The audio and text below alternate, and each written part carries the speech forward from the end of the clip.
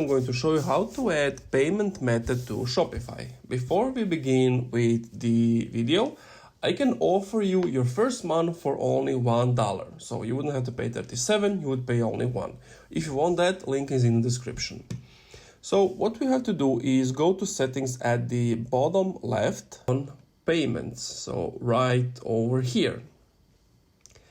From there, so you want to choose a payment provider. Click choose a provider, and there are a lot of different providers you can use.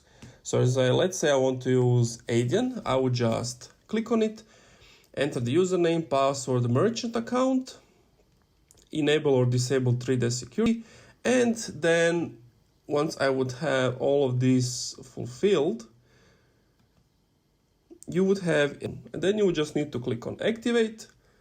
And then it needs like a few minutes or hours for everything to be checked. And then the payment method was added. Search some additional payment methods here.